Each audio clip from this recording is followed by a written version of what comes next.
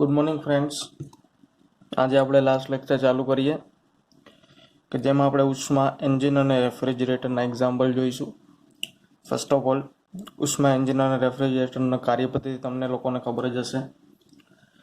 હવે વાત કરીએ એમની કાર્યક્ષમતાની, તો ઉષ્મા એન્જિનની કાર્યક્ષમતા માટેનું ઇક્વેશન છે ઈટા બરાબર T1 minus T2 by T1, અથવા તો આપણે એને 1 માઇનસ T2 બાય T1 કાં તો 1 માઇનસ Q2 બાય Q1 વડે પણ લખી શકીએ. અને કાર્યક્ષમતા એટલે શું થશે? થયેલું કાર્ય એટલે કે સિસ્ટમ વડે કરેલું કાર્યને છેદમાં એને આપવી પડતી ઉષ્મા. તો આ ગુણોત્તરથી આપણને ઉષ્મા એન્જિનની કાર્યક્ષમતા મળશે. હવે વાત કરીએ રેફ્રિજરેટરના પરફોર્મન્સ ગુણાંકની. તો પરફોર્મન્સ ગુણાંક મિત્રો કઈ રીતે મળશે?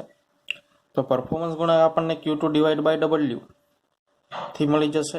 Q2 ડિવાઇડ બાય W બરાબર શું થશે? Q1 minus Q2. આપણે સાયકલ ઉપરથી જોઈ શકીએ કે માનો કે આ રીતે રેફ્રિજરેટર છે, તો રેફ્રિજરેટરમાં શું કરવામાં આવે છે? ઉષ્મા Q2 થી ઉષ્મા લેશે, Q1 માં ઉષ્મા પરિસરમાં મોકલશે, અહીંયા T1 અહીંયા T2, અને આના પર કાર્ય કરવામાં આવે છે. તો આપણે જોઈ શકીએ છીએ કે આ સાયકલમાં W અંદરની સાઈડ આવે છે, Q2 પણ અંદરની સાઈડ આવે છે. તો આપણે લખી શકીએ W પ્લસ Q2 બરાબર Q1. તો W બરાબર શું થઈ જશે મિત્રો? Q1 માઇનસ Q2 બરાબર. એ કિંમત આપણે અહીંયા લખેલી છે. એના ઉપરથી T2 ના છેદમાં T1 માઇનસ T2 આવી જશે. હવે જો આપણે ઈટા એટલે કે ઉષ્મા એન્જિનની કાર્યક્ષમતા અને રેફ્રિજરેટરના પરફોર્મન્સ ગુણાંક વચ્ચેનો જો સંબંધ મેળવવો હોય તો કઈ રીતે મેળવી શકીએ? તો પહેલા તો શું કરવાનું છે? ઈટાનું ઇક્વેશન લખવાનું છે, ઈટા અને આલ્ફાનું. ઈટા બરાબર શું? W ના છેદમાં Q1 થશે, અને આલ્ફા બરાબર Q2 ના છેદમાં W. અહીંયા આપણે જોઈ શકીએ છીએ કે ઉષ્મા એન્જિન હોય તો ઉષ્મા એન્જિનમાં શું આવશે? અહીંયા Q1 બરાબર Q2 પ્લસ W. ઉષ્મા એન્જિનની કાર્યક્ષમતા પણ, એની સાયકલ પણ આપણે જોઈએ તો ઉષ્મા એન્જિનમાં શું હશે? અહીંયા T1 તાપમાને પરિસર હશે, અહીંયા T2 તાપમાને હશે. આમાં શું કરવાનું છે? ઉષ્મા આપવામાં આવે છે, કાર્ય આપણને આપે છે, અને બાકીની ઉષ્મા Q2 સ્વરૂપે મુક્ત થાય છે. તો W બહાર નીકળે છે, Q2 પણ બહાર નીકળે છે, અને Q1 અંદર જાય છે. તો W પ્લસ Q2 બરાબર Q1 આપણે લખી શકીએ. તો Q1 બરાબર Q2 પ્લસ W. તો Q2 બરાબર શું આવી જશે મિત્રો? Q1 minus W. અને Q1 ને જો કરતા બનાવીએ તો Q1 બરાબર આપણને ખબર જ છે, Q1 બરાબર અહીંયાથી કરતા બનાવીએ તો Q1 બરાબર શું થાય છે? W ના છેદમાં ઈટા. બરાબર છે. એ જ રીતે આલ્ફાનું વેલ્યુ જોઈએ તો Q2 ના છેદમાં W છે. હવે Q2 ની જગ્યાએ આપણે આ કિંમત લખી શકીએ, Q1 માઇનસ W છેદમાં W. તો અહીંયા શું થઈ જશે? આને અલગ અલગ છેદમાં લઈ જઈએ તો Q1 છેદમાં W માઇનસ 1. અહીંયા શું થશે? હવે આપણે W, અહીંયા જે વેલ્યુ આપણે Q1 ની મૂકેલી છે તે અહીંયાથી મૂકેલી છે, W ના છેદમાં ઈટા છેદમાં W માઇનસ 1. બરાબર મિત્રો. આ રીતે આપણને કિંમત મળી જશે. હવે એ કિંમત પછી આપણે આગળ વધીએ તો આલ્ફા બરાબર 1 ઈટા માઇનસ 1 એ કિંમત આપણને મળશે. હવે એક્ઝામ્પલ તરફ આગળ વધીએ. પહેલો કે 27 ડિગ્રી સેન્ટીગ્રેડ તાપમાને અને 227 ડિગ્રી સેન્ટીગ્રેડ તાપમાન વચ્ચે કાર્ય કરતું આદર્શ એન્જિન છે. તે એક ચક્ર દરમિયાન 100 કેલરી ઉષ્મા લે છે. તો એક ચક્રમાં થતું કાર્ય ફાઇન કરવાનું છે મિત્રો આપણે. તો પહેલા તો T1 T2 લખી નાખીએ. T1 કેટલો થશે મિત્રો? T1 બરાબર, હવે 27 ડિગ્રી કે 227. આપણે એક વસ્તુ વિચાર કરો, એન્જિન છે તો આપણે એને જે ઉષ્મા આપીએ છીએ તે ઉષ્મા કેવી હશે? વધારે હશે કે ઓછી હશે? વધારે તાપમાનથી આપણે એને આપીએ છીએ ને. તો T1 છે તે વધારે હશે, જેથી કરીને T1 ની કિંમત જે છે તે 227 થશે. એટલે 227 વત્તા 173 એટલે 300 ને 500 કેલ્વિન. બરાબર. એ જ રીતે T2 કેટલો આવશે આપણો? 300 કેલ્વિન. ને Q આપેલો છે આપણને, Q કેટલો છે? 100 કેલરી. આપણે કાર્ય ફાઇન કરવાનું છે, W ફાઇન કરવાનું છે.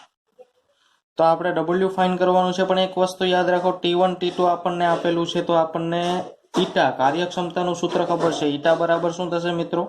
W છેદમાં Q.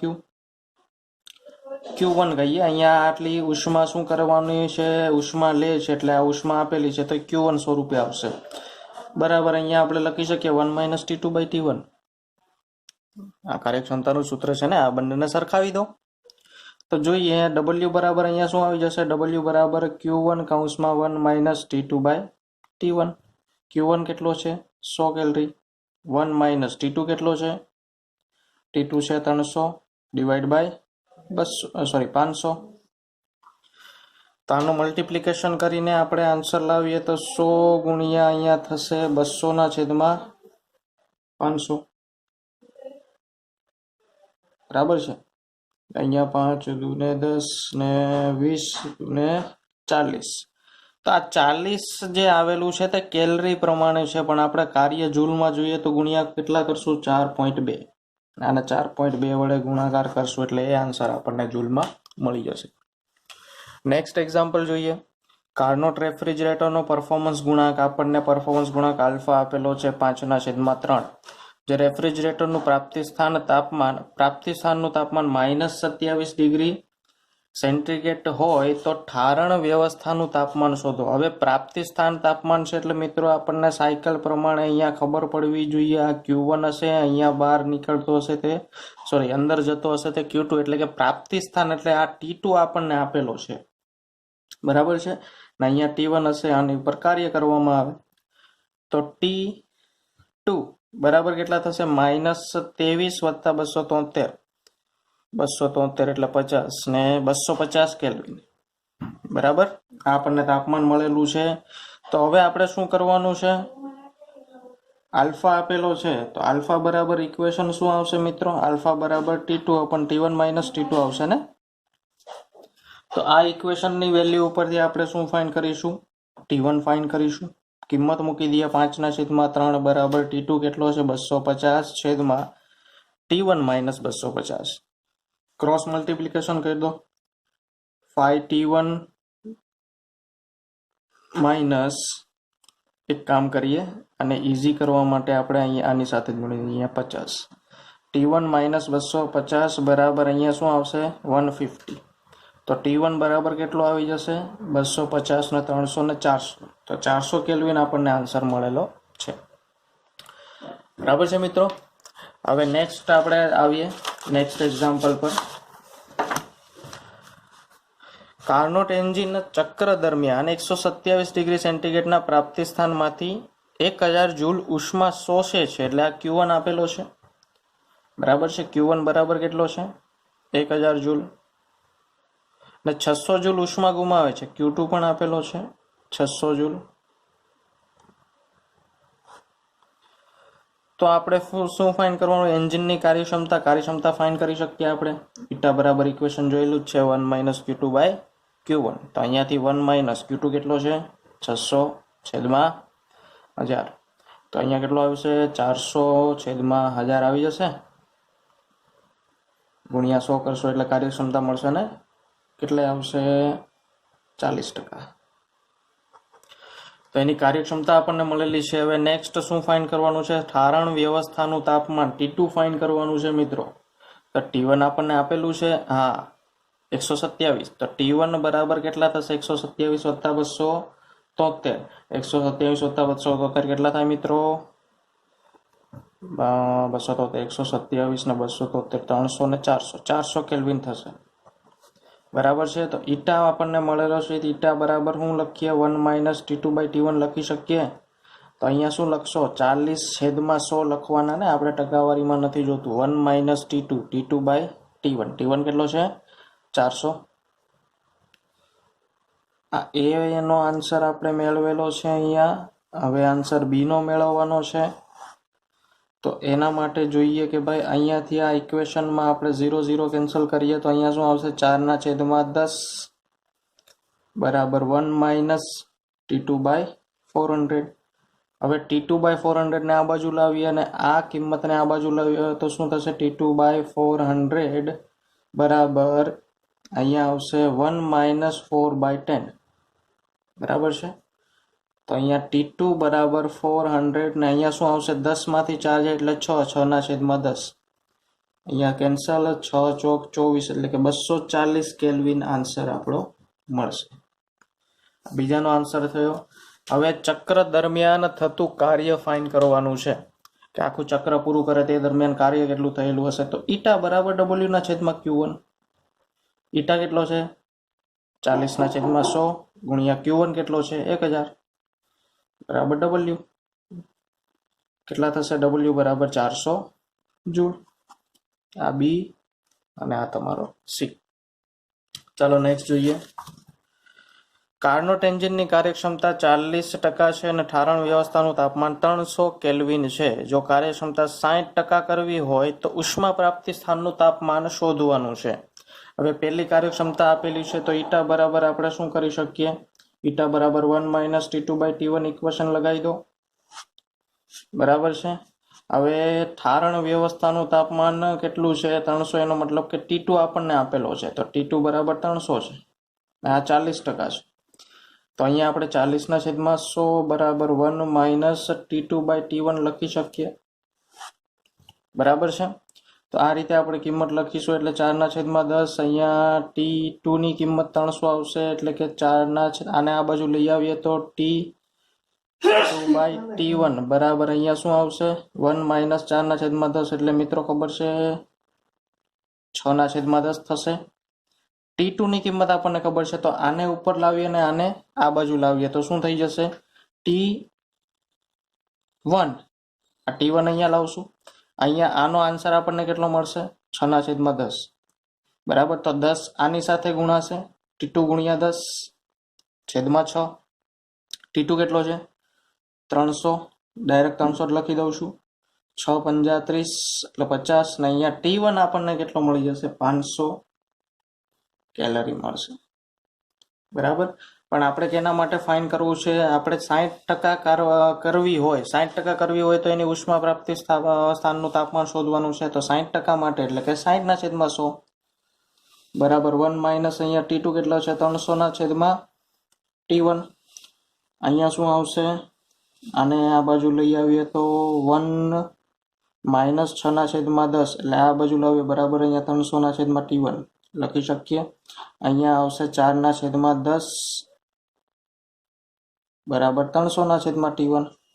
તો T1 બરાબર 300 ગુણ્યા 10/4 બરાબર છે. હવે અહીંયા 2 × 5 અહીંયા 2 અહીંયા આવશે 2 × 2 150 બરાબર. તો T1 કેટલો મળી જશે આપણને? T1 ડેશ રાખીએ બરાબર, કેમ કે આપણે 60% માટે છે ને.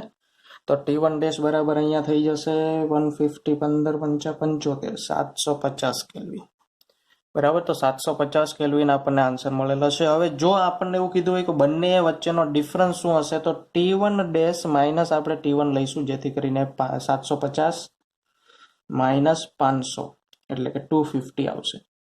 એટલે કે આપણે 60% એની કાર્યક્ષમતા કરવી હોય તો આપણે કેટલું ઉષ્મા પ્રાપ્તિ સ્થાનમાંથી તાપમાન વધારે આપવું પડે? 250 કેલ્વિન જેટલું. બરાબર છે મિત્રો. લાસ્ટ એક્ઝામ્પલ જોઈએ. 27 ડિગ્રી સેન્ટીગ્રેડ 127 ડિગ્રી સેન્ટીગ્રેડની વચ્ચે આદર્શ રેફ્રિજરેટર કાર્ય કરે છે. જો તે દરેક ચક્ર દરમિયાન 120 કેલરી ઉષ્મા બહાર ફેંકે તો તેનો પાવર ઉષ્મા બહાર ફેંકે છે એનો મતલબ કે અહીંયા Q1 આપેલો છે. Q1 બરાબર 120 કેલરી. હવે તાપમાન આપેલા છે તો તાપમાન આપણે જોઈ શકીએ છીએ. તાપમાન કયું આવશે ભાઈ? T2 બરાબર શું આવશે? તાપમાન આપણે રેફ્રિજરેટરને આપીએ છીએ એટલે કે નીચા તાપમાને તે ઉષ્મા શોષે છે અને ઊંચા તાપમાને ઉષ્માનું શું કરે છે? બહાર ફેંકે છે. એટલા માટે અહીંયા T2 કેટલો આવશે? 300 કેલ્વિન આવશે અને T1 કેટલો આવશે? 127 અને 400 કેલ્વિન આવશે. બરાબર છે. તો આ T1 T2 ની કિંમત આપણને મળી ગઈ. પરફોર્મન્સ ગુણાંક આપણે ફાઇન કરી લઈએ. એના ઉપરથી કાર્ય ફાઇન કરી શકીએ. પરફોર્મન્સ ગુણાંક બરાબર T2/T1 - T2 થઈ જશે. તો એના ઉપરથી કેટલી કિંમત આવશે જોઈ લઈએ. T2 કેટલો છે? 300 છેદમાં T1 - T2 કેટલો આવશે? 100. તો આલ્ફા બરાબર 3 મળ્યો આપણને પરફોર્મન્સ ગુણાંક. બરાબર. હવે એ જ રીતે આપણે Q2 વાળા ઇક્વેશન આલ્ફાના સ્વરૂપમાં લખી શકીએ. Q2 ડિવાઈડ બાય અહીંયા શું આવશે? Q1 - Q2. તો અહીંયા પરફોર્મન્સ ગુણાંક 3 આપેલો છે. 3 બરાબર અહીંયા Q2 કેટલો છે? Q2 આપણને આપેલો નથી તો Q2 ને એઝ ઇટ ઇઝ રહેવા દો. અહીંયા 120 - Q2 રાખો. તો અહીંયા જ્યારે મલ્ટિપ્લિકેશન કરવામાં આવશે ત્યારે આપણે જોઈ શકીએ છીએ કે 12 3 36 360 માઇનસ 3Q2 બરાબર Q2 આવશે. તો 4Q2 આ 3Q2 ને આ બાજુ લઈ જઈએ તો પ્લસ થઈ જશે. 4Q2 બરાબર 360 ને Q2 બરાબર 12 ચોક 36 120 કેલરી.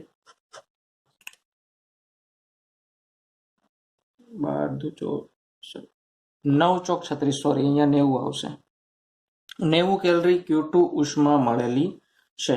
બરાબર. હવે આપણને ફાઇન કરવાનું કીધું છે રેફ્રિજરેટર કાર્ય ફાઇન કરવા માટે આપણે શું કરી શકીએ? તો કાર્યનું ઇક્વેશન આપણે પહેલા કાર્ય ફાઇન કરીએ તો કાર્યનું ઇક્વેશન બધાને ખબર છે. જેમ કે આ રેફ્રિજરેટર સાયકલ આપણે રાખીએ તો અહીંયા જે સાયકલ હશે અહીંયાથી T2 તાપમાન હોય, અહીંયા T1 તાપમાન હોય, અહીંયા Q2 ઉષ્મા આપી, અહીંયા Q1 ઉષ્મા બહાર જાય અને કાર્ય કરેલું હોય તો આના ઉપરથી ઇક્વેશન આપણે મેળવી શકીએ કયું? Q1 બરાબર W પ્લસ Q2 બરાબર છે. અથવા તો W બરાબર શું લખી શકીએ? Q1 minus Q2. તો Q1 ની કિંમત છે, Q2 ની કિંમત છે, તેના ઉપરથી આપણને મળી જશે Q1 કેટલો છે મિત્રો? 120. Q2 કેટલો મેળવેલો છે આપણે? 90. કેટલો થશે? 30 જૂલ. તો કાર્ય આપણું કેટલું મળ્યું? 30 જૂલ મળેલું છે. હવે પાવર એટલે શું થાય મિત્રો? પાવર એટલે તમને ખબર જ હશે. પાવર એટલે કાર્યના છેદમાં સમય. તો કાર્ય આપણને 30 જૂલ મળેલું છે.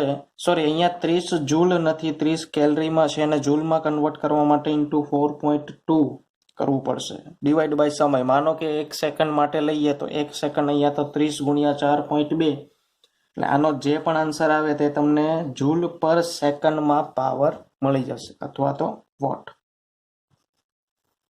બરાબર છે મિત્રો. તો આ રીતે આપણું થર્મોડાયનેમિક્સ અહીંયા પૂરું થાય છે. નેક્સ્ટ ટાઈમ આપણે નવો ટોપિક ચાલુ કરીશું. Thank you.